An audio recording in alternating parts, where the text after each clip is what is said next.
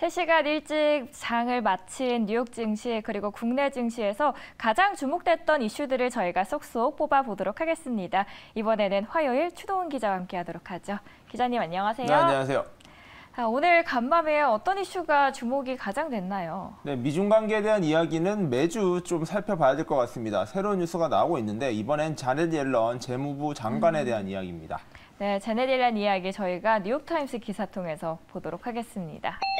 Yellen to visit China. 옐런 장관 중국을 방문하다라는 제목입니다. 그 목적은 본문에 써 있었는데요. is intended to ease tensions.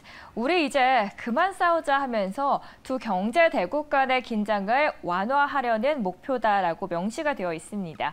키포인트 보도록 하죠. 미국의 경제 사령탑으로 불리는 자넷 옐런 미 재무장관 6일에 중국을 방문합니다. 중국의 재정부는 홈페이지에서 옐런 장관이 오는 6일에서 9일 중국을 방문한다라고 발표를 했고요. 미국도 확인해 보니 미국의 재무부도 옐런 장관의 방중을 확인을 해줬습니다. 앞서 지난달 18일에서 19일쯤이었죠. 블링컨 미 국무장관이 중국을 방문했었는데 3주 만에 중국을 다시 또 방문을 하는 겁니다. 다만 이번에 옐런 장관의 방중 역시 블링컨 장관과 마찬가지로 좀 구체적인 성과를 도출하기에는 힘들 것이다라는 관측이 지배적이긴 합니다. 그래서일까요? 미국도 이번 옐런 장관의 첫 방중에서 중대한 돌파구를 기대하지는 않는다고 밝혔고요. 다시 말해서 양국 관계가 이미 기분이 서로 상한 만큼 큰 전환점을 가져오기는 다소 힘들 수 있다라는 거겠죠. 옐런 방중이 양국 관계 전반에 그렇다면 어떤 영향을 미칠까요? 네, 그래도 두 번째 장관의 방문이다 보니까 시장에서는 기대감도 없진 않은 것 같습니다. 특히 지난번 국무장관이 외교부 장관 격인 블링컨 장관의 방문이었다면 이번에는 재무부 장관이죠. 경제 사령탑의 방문이다 보니 보다 구체적인 이야기가 나오지 않을까라는 기대감도 엿보이고 있습니다. 자넷 옐런 같은 경우에는 과거 페드 의장을 지냈었죠. 즉 통화 정책을 총괄하기도 했었고요. 지금은 미국 정부의 재정 전반을 책임지고 있는 사람입니다. 그리고 이 자넷 옐런 장관 같은 경우에는 중국에 대해서 항상 유화적인 발언을 최근까지 이어져 왔었는데요.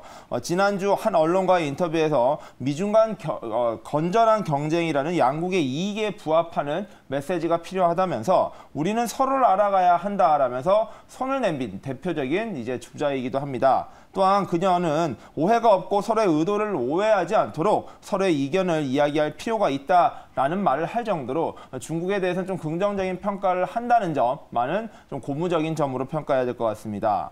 자, 앞서 말씀해 주신 대로 옐런 장관은 6일부터 9일까지 3박 4일 일정으로 중국을 방문합니다.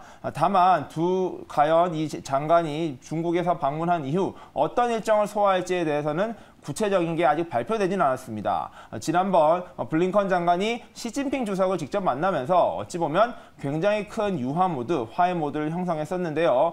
이번에 과연 다시 시진핑 장관을 만날 수 있을지에 대해서는 미지수라고 보시면 될 것 같고요. 이번에 확정된 일정은 허리펑 중국 부총리를 만날 것이다라고 전망되고 있습니다. 경제 사령탑답게 경제적인 이야기를 이야기할 수 있는 실무자적 가장 높은 사람을 만난다라고 보시면 될 것 같고요. 특히 2021년 이후 자넷 옐런 장관이 취임한 이후에는 첫 중국 방문이라는 점, 과연 어떠한 결과로 이어질지를 좀 봐야 될 것 같습니다. 중국은 7월 1일부터이죠. 이제 반간첩법을 개정했습니다. 이 내용이 뭐냐면은 중국의 안보에 위협이 되는 외부적인 세력 그리고 반간첩 행위에 대해서 엄한 단속을 실시한다라는 것인데요. 이 7월부터 시행되다 보니까 구체적으로 어떤 적용을 받는지에 대해서 이제 해석들이 오가고 있습니다. 특히 최근에 마이크론 같은 기업이 이러한 법안 그리고 중국에 이익이 되지 않는다, 나쁜 행동을 한다는 이유로 제재를 받았던 만큼 미국 기업들이 이번 법 개정을 통해서 어떠한 피해를 입는지도 한번 지켜봐야 되는 점, 이 부분도 옐런 장관이 주요하게 다룰 것이다라고 예측이 되고 있고요. 뿐만 아니라 반도체 제재 문제, 지금 미국이 계속해서 강화해 나가고 있었고 다시 좀 약해지나 싶었는데 최근에 AI 제재를 통해서 다시 강화되고 있죠. 그렇다 보니까 이 반도체 제재 부분이 과연 또 어떻게 풀릴 것인가도 좀 살펴봐야 될 것 같고요. 그리고 인권 문제와 국가 안보 문제 중 다양한 사안들을 한번 놓고 이야기를 할 것이다라고 전망이 되고 있습니다. 앞서 말씀해 주신 대로 미중 관계는 계속해서 좋아졌다 나빠졌다를 반복하고 있습니다. 기대감을 높였던 만큼 실망감도 커졌었는데요. 이번 방중이 과연 어떤 성과로 귀결될지, 또한 이번에도 기대만 잔뜩 갖져다 주고 결국엔 다시 또 실망으로 이어질지 등을 한번 살펴봐야 될 것 같습니다. 이제 곧 시작되니까요. 한번 다음 주 즈음에 미중 관계 그리고 옐런 장관의 성과 등도 한번 살펴보시는 것도 중요할 것 같습니다. 네, 그리고 블링컨의 최근 방중 효과 때문일까요? 신임 중국 대사가 38일 만에 바이든 신임장을 제출을 했습니다. 미국과 중국 갈등이 심화되고 있는 속에서 이런 바이든의 행보, 미중 관계의 안정화 모색 그리고 무관하지 않다라는 분석들이 조금씩 나오고 있더라고요. 네, 맞습니다. 미중 간의 관계가 경제적으로 워낙 크게 밀접하게 연결되어 있다 보니까 이 둘의 관계가 결국에는 외교 관계를 통해서 해석되는 경우가 많습니다. 경제적인 측면이 결국엔 외교와 맞닿아 있다라는 건데요. 이런 양국의 갈등은 표면화되지 않고요. 가끔 이렇게 외교 간에 대한 초치 또는 이러한 재정 문제를 통해서 해결되기도 합니다. 주미 중국 대사가 그간 5개월간의 공석이었던 것을 깨고요. 드디어 신임장을 제정받고 본격적인 미중 관계 복원에 활동에 나섰다라는 긍정적인 뉴스가 또 하나 나왔습니다. 미중 관계가 계속해서 갈등 요소로 이어지고 있었는데 조금 유화적인 모습으로 재편되면서 미중 갈등이 드디어 좀 끝이 나고 본격적으로 글로벌 경제에서 이 정치적 리스크가 좀 제거돼야 되지 않을까라는 시장의 기대감은 높아지고 있다라고 보시면 될 것 같습니다. 자, 지난 5월입니다. 셰펑 주미 중국 대사가 이렇게 임명이 됐었는데요. 이 조 바이든 미국 대통령에게 신임장을 제정하면서 본격적인 외교 활동에 들어갔다라는 뉴스도 나왔습니다. 지난 30일 백악관에서 바이든 대통령을 만나서요. 신임장을 받아들였다라고 보도가 나왔습니다. 자, 신임장은요. 파견국 국가원수가 접수국 국가원수에게 외교관 임명 통과를 위해서 신용을 해달라라는 이제 제청을 하는 것이고요.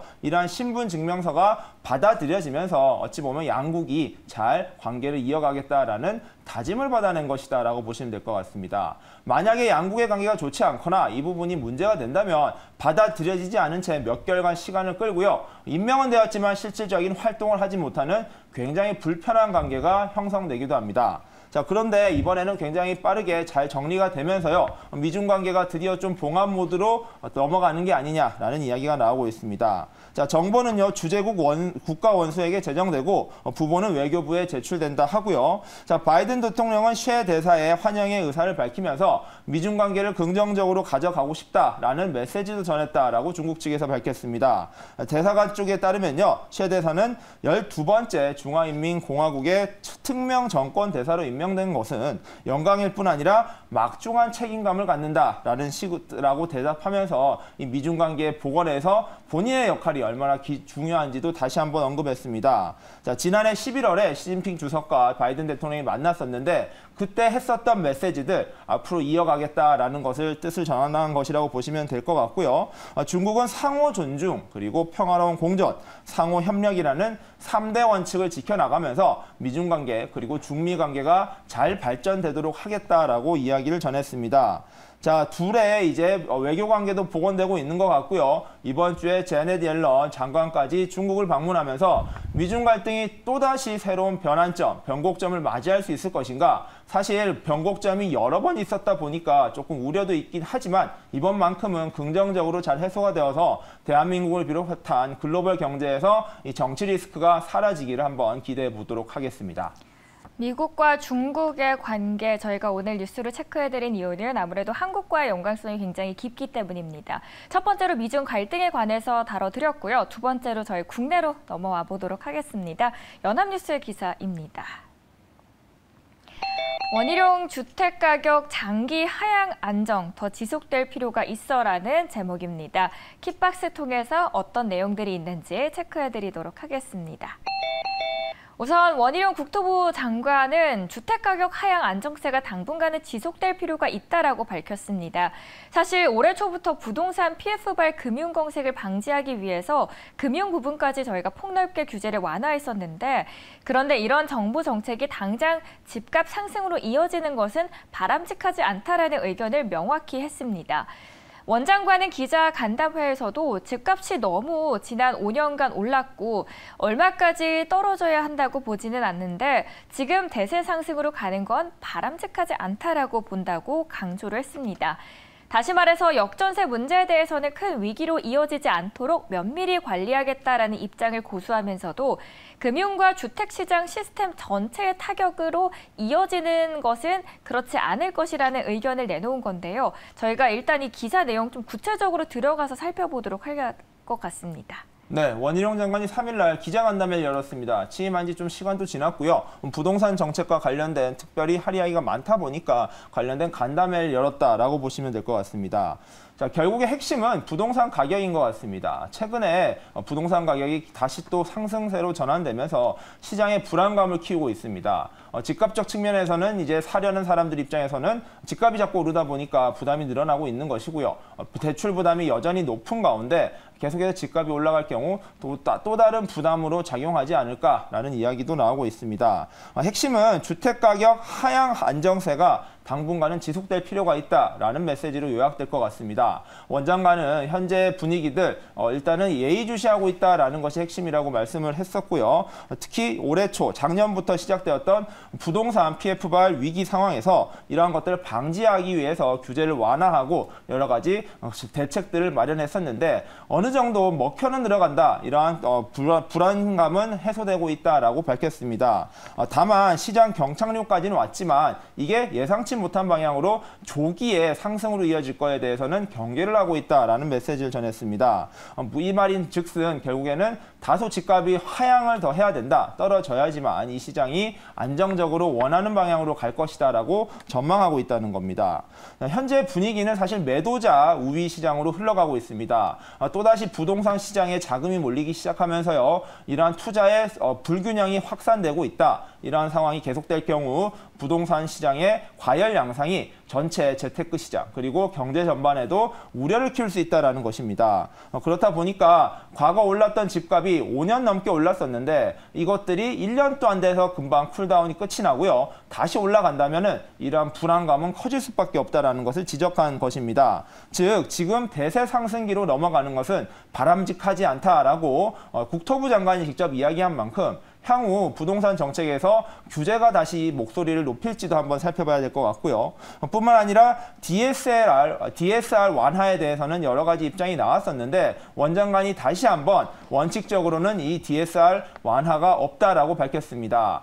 최근에 전세 대출에 대한 사기 문제가 발생하면서요. DSR을 풀어야 된다. 이러한 집을 사준 사람들, 집 주인들에게 DSR 문제가 결국에는 큰 문제로 이어질 수 있다는 지적이 나왔었는데 제한적으로 풀어주는 건 되지만 전반적으로 이 규제를 풀어줄 경우 다시 집값을 올리는 큰 불쏘시개가 된다라는 우려를 표하면서 DSR 완화에 대해서는 원칙적으로는 불가하다라는 걸 입장을 밝혔습니다. 더불어서요. 다주택자 양도세 중과 폐지에 대한 목소리가 높아지고 있는데 이에 대해서도 다시 한번 이야기를 했습니다. 대세적으로 절세를 위한 단절이나 경색은 바람직하지 않다면서 신중하게 이러한 중과세 폐지에 대해서 논의를 해야 된다라면서 다소 당장 결정은 유보해야 될 만한 이야기다라고 이야기를 했습니다. 자, 뿐만 아니라 하반기에 역전세 우려가 커지고 있죠. 그간 집값이 올랐었던 것에 비해 전세가가 지금 많이 흔들리다 보니까 이 부분을 어떻게 가져갈 것인가 역전세 문제에 대해서도 계속해서 예의주시하겠다라는 이야기까지 함께 담겼습니다. DSR 이야기가 잠깐 나왔는데요. 국내 이제 가계 대출자 중에서 매달 일해서 모은 돈으로 빚을 갚고 나면 최소 생계비조차 남지 않는 한계 가구주가 무려 300만 명에 달한다라는 기사가 났습니다. 다시 말해서 이들 중에서 175만 명은 DSR이 100%로 원금과 이자를 갚고 나면 사실상 남는 돈이 영원인 한계 상황인 거고요. 1,800조 원이 넘는 가계부채, 하반기 한국 경제 발목을 잡을 것이다라는 우려감도 함께 나오고 있더라고요. 네, 맞습니다. DSR과 관련된 이야기 아까 원희룡 장관도 이야기를 했었는데요. 월 소득 대비 과연 갚아야 되는 원리금과 이자가 총 얼마냐 이걸 따지는 것이 DSR입니다. 현재 40% 규제가 되고 있는데요. 이게 많이 올라갈수록 부담이 커진다. 한 달에 갚아야 될 돈이 많다라는 건데요. 월급을 받았는데 원금과 이자를 내고 난 다음에 남는 돈이 없다라고 하면은 정말로 가게 운영이 불가능할 정도의 심각한 상황입니다. 이 DSR 문제가 얼마나 심각한지에 대한 자료가 나왔습니다. 보시면요, 국내 가계 대출자 중 매달 빚을 갚고 나서요, 최소 생계비조차 안 남는 한 개 가구 수가 무려 300만 가구에 달한다라는 분석 자료가 나왔습니다. 한국은행에서 좀 분석을 했는데요. 이 중에 175만 명은 DSR 비율이 100%로 원금과 이자 등을 갚고 나면은 쓸 수 있는 돈이 0원이 된다라는 것인데, 이 인원이 무려 전체 가계 대출자 중에 8.9%나 달한다라는 자료가 나왔습니다. 다소 충격적이라면 충격적이고 그만큼 대출 부담이 시장의 발목을 잡고 있다라는 우려를 키우는 상황입니다. 과연 이 문제가 어떻게 될 것이냐를 놓고 이슈가 계속되고 있는데, 앞서 말씀드린 대로 원장관 같은 경우에는 일단은 조금 더 지켜보겠다라는 입장을 유지하고 있는 상황입니다. 보시면 1분기 가계 대출자는 1,977만 명입니다. 뭐 대출이 없는 가게가 없다라는 건 당연한 것이다 보니 여기까지는 문제가 안 됩니다. 문제는 여기에서 DSR 비중까지 따져보니 문제가 심각했다라는 것인데요. 국내 전체 가계 대출의 잔액은 1,845조 3천억 원입니다. 1,900조 원 가까이 지금 대출 규모가 쌓여 있다는 거.